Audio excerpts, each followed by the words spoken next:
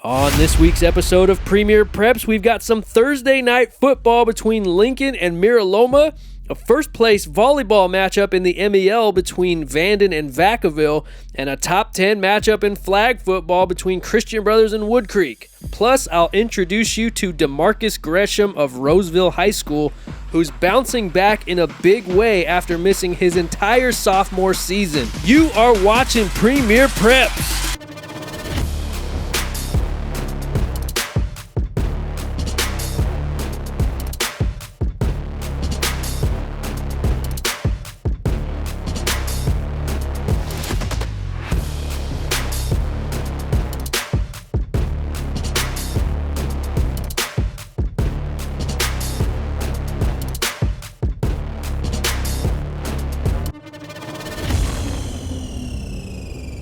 Welcome to Premier Preps. I'm your host, Nick Pecoraro. Thank you, as always, for tuning in here every Sunday night and following along on social media. Hey, we just reached 700 subscribers on YouTube this week, and I just want to say thank you to those who tune in regularly and have jumped on board this Premier Preps train as we keep the Sacramento prep sports scene covered in a way that it deserves. Our first stop this week takes us to the Pioneer Valley League on a Thursday night between the Lincoln Fighting Zebras and the Mira Loma Matadors. We don't discriminate against the smaller schools. So Lincoln comes in at 3-0 and Mira Loma enters at 2-1, both looking to take an early driver's seat in the PVL. Lincoln and Mira Loma on Thursday night. It's the Pioneer Valley League opener. Two of the league's newcomers, Lincoln and Mira Loma, at Del Campo High School Thursday. And I'll just say it, folks, if you're a Mira Loma fan, you might want to look the other way for a few minutes. As the Zebras come out early and often, quarterback Eli Duff to Lane Tingy. A lot of room to run right here, and that gets Lincoln on the board 7-0 after just a minute and a half. Matadors punting on their first drive, and Lincoln capitalizes on that as well. Check out Aiden Mall. He zigs right, he zags left, and he finds some daylight for a 46-yard punt return, and just like that, it's 14-0 Zebes. One of the few bright spots for Mira Loma was this dude, Frankie Arimendez, who breaks free from a trio of tacklers to pick up a few extra yards. A nice effort, but the result was a turnover on downs. And on the first play of Lincoln's next drive, Eli Duff finds Julian Defoe from 23 yards, 21-0 Zebras. Mira Loma trying to put a drive together, but this pass is intercepted off of a Matador receiver and into the hands of Madden Bassett. Ball back to the Zebras. Mira Loma desperately needs a stop, and the Matadors are showing some grit. Christopher Borders with the nice tackle, but as the old saying goes, you can't keep a good zebra down. I think that's how it goes, right?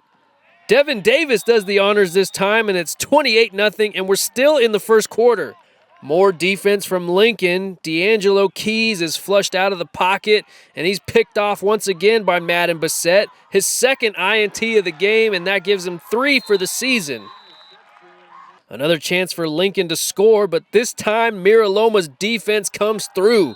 A sack from Frankie Arimendez, and then the Matadors come out with a turnover as D'Angelo Keys falls on a Lincoln fumble, and the Mats end the first quarter on a positive note. But their ensuing drive would end with a Lincoln sack as Hunter Johnson gets himself something to eat. Ball goes back to the Zebes, and Duff goes back to work and finds Cody Lau. Duff was a perfect 8 for 8 in this game. And you know, I'm not going to lie, this next play got me. Come on, cameraman. You got to be quicker than that. Lane Tingy with another score. He was also 9 for 9 on PATs. And for good measure, Duff to Chris Nisi. 49-0 at halftime, 63-0 the final. Lincoln off to its best start since 2009.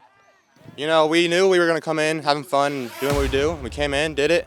First quarter, we got a lot of points up the board, started getting everyone in, and just had a great time. I mean, last year we went 1-9, you know, so we had something on our shoulders, a chip on our shoulders to come back to.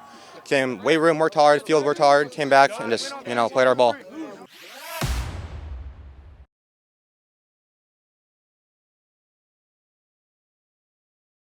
Last year, Woodcreek rode a 23-0 record into the Sac Joaquin Section Championship game. But it all came crashing down after a 2-point loss to Del Oro in the finals, and then the Timberwolves opened this season with another 2-point loss to West Park. Was this the same dominant Woodcreek team that we knew last year? Well, they were out to prove themselves against one of the hottest teams in the region and defending D2 section champs, the Christian Brothers Falcons, who were off to a 9-0 start entering Monday in Roseville. Christian Brothers looking to remain unbeaten at 10-0, but they'd have to get past a hungry Woodcreek team that hasn't quite looked as dominant as it did last season when it went 23-1, but things can change with one big win. First drive of the game, we saw a lot of this last year. Izzy Devereaux to Ryan Nyer for a big gain, and that sets up this score. Devereaux with a 30-yard TD toss to Summer Hennessy, and the Timberwolves lead 7-0.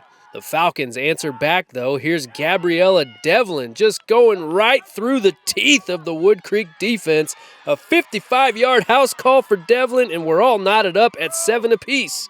But Woodcreek would respond. Devereaux once again to her favorite target, Ryan Nyer, a 60-yard touchdown hookup, and the Timberwolves go back in front. On the ensuing Falcons drive, check out this catch from CB senior Alea Harmon, who goes up and just high points that thing. A great catch, but the CB drive stalls. Woodcreek takes over on downs and marches back the other way. Devereaux nearly gets the cameraman to bite on the pump fake. She hits Nyer once again, this time for a 12-yard score. T-Wolves now lead 21-7, but they still weren't done. Devereaux with another scoring pass, this time to Emily Sear, 28-7 Creek. But CB wasn't closing the first half quietly. Freshman QB Taylor Jernigan slinging it downfield to Gabriella Devlin for a big gain into Woodcreek territory. And then Jernigan finishes the drive herself with a 13-yard keeper. That brings it to 28-15 at the break. But Woodcreek keeps the foot on the gas pedal in the second half. Izzy Devereaux with her 5th touchdown pass of the night. Emily Sear with her 2nd scoring grab, and it's 35-15 T-Wolves. But the Falcons aren't going down without a fight. Jernigan across the middle to Alea Harmon, and man, good things happen when you get the ball into that girl's hands. A 60-yard score gives the Falcons some life at 35-21. And after a Woodcreek punt, CB has a chance to cut even further into the deficit. But Summer Hennessy steps in and squashes that opportunity with an INT, and that sets up Devereaux once more. Izzy stays getting busy as Ryan Nyer gets the hat trick. 3 tutties for Nyer and 6 touchdown passes for Devereaux, and a signature win for Woodcreek. I had a rocky start. Definitely didn't start off the season how I ended last year. It happens, but I just needed to bounce back, and this was a good game to do that. We were all locked in. Our warm-ups were nails. We were just ready.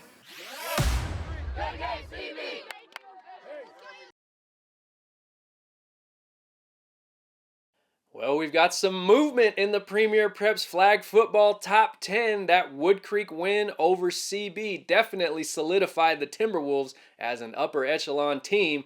Let's see how the rest of the Top 10 plays out this week.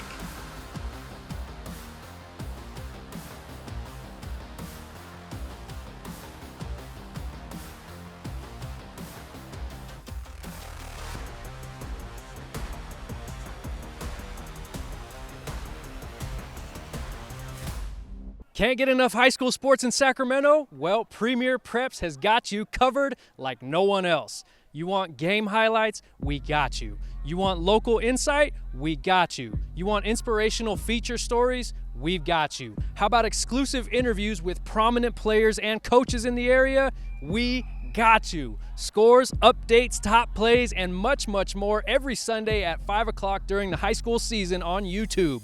We look back at the week that was and keep you updated on who's got next. So follow along on social media and subscribe on YouTube to Premier Preps with me, Nick Pecoraro, because it's giving Sacramento high school sports the coverage it deserves.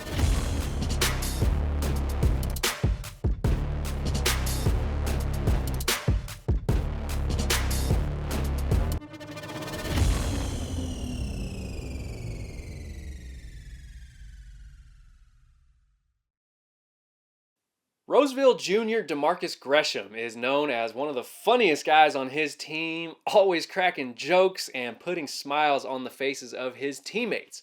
But after missing his entire sophomore season due to a devastating injury, Gresham had to rediscover a smile of his own. At Roseville High School, junior D'Marcis Gresham is known for putting smiles on the faces of his teammates. Yeah, I bring a lot of jokes. Ask anybody on this team, they'll tell you I'm the funniest on the team for surely. He's definitely got to be the funniest guy on the team. Always cracking jokes anytime, you know. Yeah, how you doing? How you doing, bro?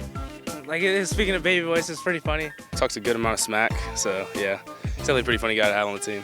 He just makes a lot of jokes, cracks the whole team up sometimes, and he's a good guy to be around. And on the faces of his coaches. Yeah, so D'Marcis is working really, really hard. You know, we've talked a lot about what it'll take to get him to play Saturday football.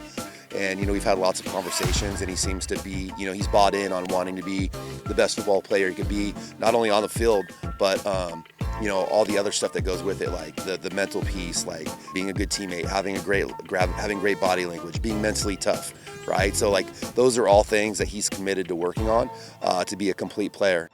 So what does D'Marcis bring to the Tigers this year? Energy, for surely, competitiveness, and just overall just a funny, good kid.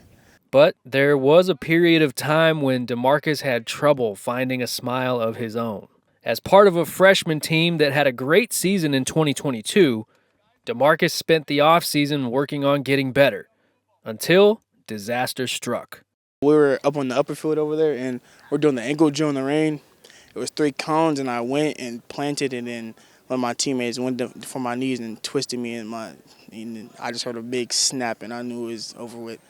I was crying and screaming at the top of my lungs like no other. It was scary for me. It was a torn ACL and a partially torn meniscus, and he would be out for 8 to 12 months. It was kind of heartbreaking, but I knew I just had to push through it and do what I had to do to get back, so I wasn't really that down, but it played a big toll on me. D'Marcis was sidelined for his entire sophomore season, a period that tested his upbeat personality. It paid me pretty hard because I had a good workout off season, and then after that, my confidence was kind of low, so it took me a lot to build it back up. You know, at times he was really frustrated because he wanted to get out there and play. Obviously, when guys play football, they have a passion for the game, and sitting on the sideline is something that they don't enjoy. So D'Marcis, we had to kind of slowly get him back out there, and you know, there's times where he doesn't feel right, and there's his knees bother him a little bit, and we just have to be patient and understand that it's just going to be a process to get him back 150% confident. But after hard rehab and a tight support system, it wasn't long before D'Marcis made his way back to the field. It was the first day they let me start putting pressure on my foot. I came out, we had an orange and black game, and like I walked through the gate over there, and everyone's faces like lit up and looked at me, and everybody come over here. So that was that really sparked me up even more to try to get back out here with them. Had the parents in the stands too. D'Marcis, I was like, yeah, that's what I'm talking about. So far in 2024, D'Marcis helped Roseville defeat district rivals in the first 2 weeks of the season, gradually regaining his mobility and confidence in his first varsity season. If honestly, before the game started, I was so nervous, but like I said, I had my teammates with me. They were just telling me, just don't think about it, just go out there and play. And after the first snap, I had a big tackle for loss, and after that, my spark I just started going crazy the rest of the game. It's really hard to duplicate a 6', 215-pound guy that before his knee injury ran a 4.740. He's a very physical player. He's a very electric player. He goes around the field, flies around with a lot of energy. He's one of those guys that he can joke around and be funny with everyone, but then when it comes to like game day and the right times, he can be serious. And he really gets the team going. He really gets locked in. If someone's down, you know, he'll always go check on them and everything, always make sure our mind's right. As he gets his confidence back with his knee and gets just kind of more familiar, not familiar, but just gets more comfortable playing football. And I think he's almost there, to be honest with you. Just working through any of the mental stuff that where he thinks there's something going on. He just has to trust his body and his doctors and all the hard work he put into rehab. And every week he gets a little bit better, and I could tell he gets a little bit more confident. And, you know, ideally, you know, we want him to continue to ascend and peak and get stronger as the season's going on, and then peak as we get into the playoffs. The 2024 season rolls on for Roseville. And as for that smile that D'Marcis was missing last year, it's back and brighter than ever. Just don't look back at the past. Just keep moving forward, and whatever happens, happens. Keep your head up. From Roseville High School, I'm Nick Pecoraro, and you are watching Premier Preps. Premier Preps is looking for the top student sections in the area, so if you see me at a game coming your way with the Premier Preps camera, you better turn up and show me you can be the Premier Student section of the week. This week, we've got the Rowdy Raiders from Rio Americano High School. Remember, even if I'm not at your game, tag me in a short clip on social media of your student section going crazy, and we'll see if we can get you a spot on the show. Well, it's still early in the season, but this next matchup could very well determine the champion of the Monticello Empire League. And if you don't believe me, then history shows that Vanden and Vacaville have gone 1-2 every year that they've been in the same league together, dating back to 2018. Both meetings went 5 sets last year, and here is how it played out between the Bulldogs and the Vikings in the 7-07 on Wednesday night. The Monticello Empire League has come down to either Vacaville or Vanden for the past 5 years, and with the way these two have begun the season, it looks like it might finish that way again this year. Bulldogs hosting on Wednesday, and the first serve of the game is an ace from Nora Brazelton. Vacaville's off to a good start, but Vanden on the counter. Piper Olsen feeds Araya Isidore, and it was back and forth for most of the first set. But Bulldog Jr. Gianna Bruni says, "Excuse me while I kiss the sky." And then Ava Duran putting away set 1 for the Bulldogs, 25-20. Switching sides for set 2 now. I like these little sneaky fake set dump-offs. And Piper Olsen with the perfect execution. But here comes Ava Duran. Once again, look out below. 6 kills for Ava on Wednesday. And then Ariana Woltz starts to get the hot hand. She led everybody with 10 kills on the night. And then a nice up in the back row from Riley Van Pelt. She keeps it alive. Tegan Roser hangs it, and Ebony Lewis bangs it. Vacaville is in the driver's seat. Vanden had a big night from senior Izzy Taylor. This is one of her team-high 7 kills. But Vacaville wins set 2, 25-17. To the third set, it looked like a little anger was let out on this swing from Piper Olsen. Vikes trying to claw their way back into this thing, but no way, says Addie Schnell. She's a freshman. And then Ebony Lewis, the CSU San Marcos commit, flying in for the smash, and the Bulldogs starting to pull away. But not before Araya Isidore goes all double tap on this point. But it was too much Vacaville on this night. Check this play out. This ball actually goes through the rafters. Vanden with the nice hustle to chase it down and get the ball back over. But Tegan Roser with the heads-up play, catching everyone out of position. That's the kind of night it was for Vacaville. Then Roser to Duran, who puts the finishing touches on a Vacaville sweep. A balanced effort from the Bulldogs, who moved to 4-0 in the MEL. We play great as a team. Every player on the team brings something, and I think moving on in the league, we just need to keep our energy up and just play our game. Our whole program is getting better every day.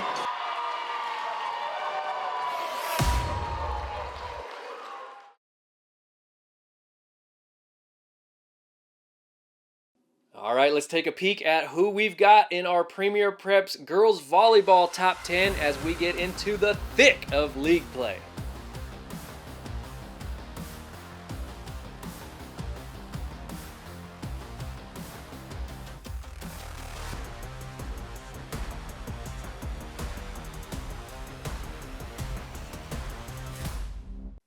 All right, we've got some bonus football highlights courtesy of our friends over at ABC Jam Productions. So Premier Preps is your go-to for highlights every Sunday. But if you want to watch live football games with live broadcasts, then ABC Jam is the place to go. My man Matthew Bissett and his crew put together an amazing production with several high-profile games every Friday night on the NFHS network. so please consider following and subscriing to ABC Jam Productions. I'll leave the link in the description section of this segment. Folks, you will not be disappointed. With that being said, this week's ABC Jam session features the top 2 teams in our Premier Preps football top 10, Rocklin and Folsom locking up on Friday. Folsom has had a stranglehold on this region for much of the past 15 years, but Rocklin is on the up and up, a defending section champ of its own, trying to take down the Bulldogs in Folsom on Friday in our ABC Jam session. Rocklin taking on Folsom in the ABC Jam session, brought to you by our friends at ABC Jam Productions on the NFHS Network. The top 2 teams in our Premier Preps football polls going head-to-head. Here we go. Folks, if you haven't heard of Folsom quarterback Ryder Lyons by now, that's your bad. He is special. He makes plays like this on what seems like a weekly basis. The defense thinks they have him dead to rights, but then he turns on a little of that Ryder Lyons magic, as our man Matthew Bassett of ABC Jam likes to say. This is on 4th and long, by the way, a 22-yard gain as the Harlem Globetrotters music plays in the background, and it sets up Folsom for a 24-yard field goal from Brecken Carford. But credit the Thunder defense for holding Folsom to just 3 points right there. Rocklin on offense now. They have a phenomenal QB as well in Reeves Sloan. He slings it to Mikey Cunningham for a big first down. And then I'm just going to let my man Matthew Bassett take this call right here. Keeley finds a seam. Keeley into the secondary. Bouncing off tacklers. Keeley is in to the end zone. Rocklin on the board. A 43-yard touchdown run by Derek Keeley. Rocklin takes a 7-3 lead, but Folsom answers right back. Ryder Lyons keeps it himself for a short score, and the Bulldogs go back in front 10-7 after 1. How about some defense from the Bulldogs now? Taniela Tupou is in hot pursuit of Reeves Sloan. He wraps up that ankle like it's caught in a bear trap. Tupou with the sack, and then Folsom takes back over on offense. Lyons dropping back this time, and he's flushed out of the pocket, but again, that's where he thrives. He finds Jamison Powell across the middle, who sheds some tackles and gets all the way down to the Rocklin 25-yard line. And the Bulldogs finish the drive with guess who? That's right, Mr. Lyons, once again, just going right through the heart of the defense. His second rushing touchdown of the night, and it's 17-7 Dogs. On the next Folsom drive, Lyons looking like he's going to run it in again, but he's got so many toys to play with in this Folsom offense. He gives it to Jamison Powell for a short score, and Folsom leads 24-7 at the break. Third quarter now, Bulldogs sharing the rock. Carter Jackson, the Nevada commit, busting loose for a 17-yard score, and the Folsom rout has officially begun.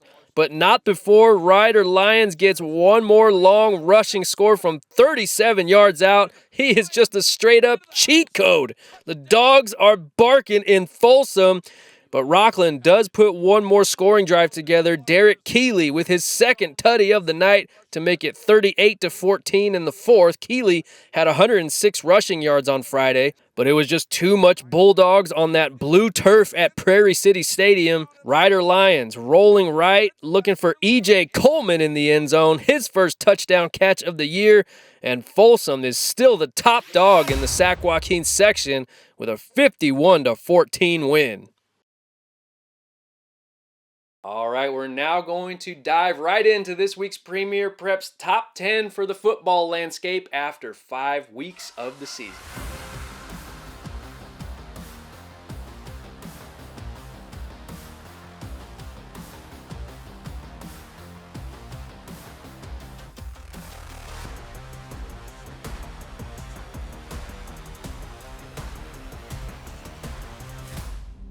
Time now for our Infinite Performance Plays of the Week. Hey, if you are an athlete who's dealing with an injury, and you're looking to rehab, or even if you're looking to prevent injury, or even if you're just a regular old Joe like me who's trying to get back in shape, make sure that you look up Infinite Performance Physical Therapy. Dr. Janae Young goes above and beyond with programs for your specific needs. She'll make sure to get you on the right track. Hey, don't forget you can send me top play nominations even if I'm not at your game. Tag me in a short clip on social media by Friday night with a brief description of the play, and we'll see if we can get you a spot on the countdown.